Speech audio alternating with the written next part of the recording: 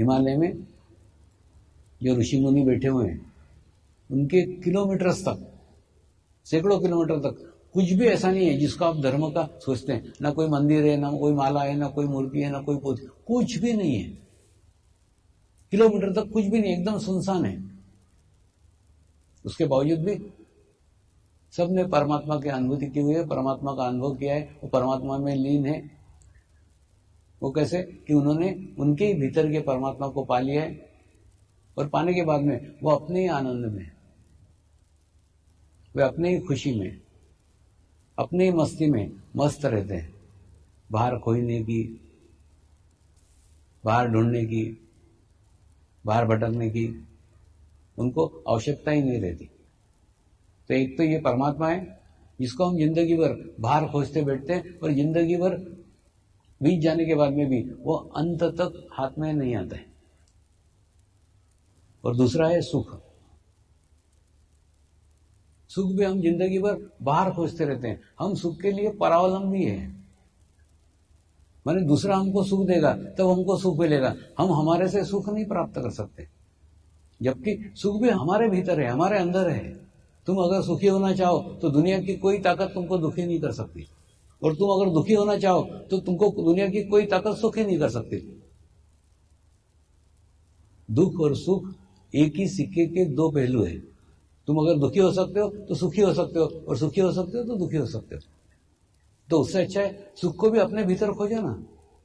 हम ना बेकार की कल्पनाएं करते हैं, बेकार की अपेक्षाएं करते हैं, और अपेक्षा करने के बाद में जब अपेक्षा भंग होता है तो अपने को बुरा लगता है, खराब लगता है। हम सोचते पत्नी मेरे को सुख देगी, जब वो नहीं देती फिर ऐसा लगता है मेरा अपेक्षा भंग हो गया, पत्नी मेरे को दुखी कर रही। लड़का मेरे को सुखी करेगा, वो लड़का सुखी नहीं करता, फिर अपना अपेक्षा भंग होता, लड़के ने मेरे को दुख दिया। लड़की से अपेक्षा करते हो कि लड़की मेरे को सुखी करेगी, वो लड़की अपेक्षा भंग करती, अपना लगता लड़की ने मेरे को दुखी कर दिया। ये इसलिए दुखी हुए क्योंकि तुम सुख की कल्पना उनसे कर रहे थे, सुख के लिए तुम दूसरे के ऊपर निर्भर रह रहे थे। तुम ये जितने साधन ढूंढते जाओगे बाहर, ये चीज मेरे को सुखी करेगी, ये बंगला मेरे को सुखी करेगा, ये कार मेरे को सुखी करेगी, ये वस्तु मेरे को सुखी करेगी, यानी तुम सुख के लिए आत्मनिर्भर नहीं हो। तुम सुख के लिए दूसरे के ऊपर निर्भर हो कि तुमको दूसरा सुखी करेगा। तुम्हारी सुख की खोज बाहर है। जैसे परमात्मा की खोज बाहर है ना, वैसे सुख की खोज भी बाहर है। उस सुख को भीतर अनुभव करो, अंदर अनुभव करो। एक बार जीवन में आत्म सुख का अनुभव करो, आपको बाहर के सुख की आवश्यकता ही नहीं रहेगी। आप आपके भीतर से इतने खुश रहोगे, इतने प्रसन्न रहोगे, इतने आनंदित रहोगे कि जीवन का संपूर्ण आनंद, जीवन का पूर्ण सुख आपके आत्मा के सानिध्य में आपको प्राप्त हो सकता है। आत्मा और परमात्मा अलग नहीं है, और आत्मा सुख उसके सानिध्य में हमको प्राप्त होता है। लेकिन ये दोनों ही चीजें हम जीवन भर बाहर खोजते रहते हैं।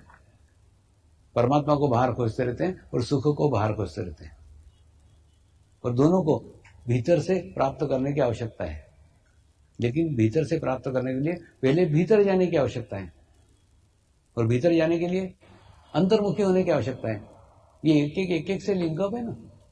और अंतर्मुखी होने के लिए ध्यान की आवश्यकता है, ध्यान के लिए आत्म साक्षात्कार की आवश्यकता है। ये सब एक दूसरे के साथ जुड़े हुए हैं। तो ये क्रमबद्ध तरीके से, लयबद्ध तरीके से हम वहीं तक जाने की कोशिश कर रहे हैं कि आप परमेश्वर के लिए किसी के ऊपर निर्भर मत हो, आप सुख के लिए किसी के ऊपर निर्भर मत हो, आप आत्मनिर्भर बनो। सुख के लिए आत्मनिर्भर बनो, परमात्मा के लिए आत्मनिर्भर बनो। यही मेरी शुद्ध इच्छा है।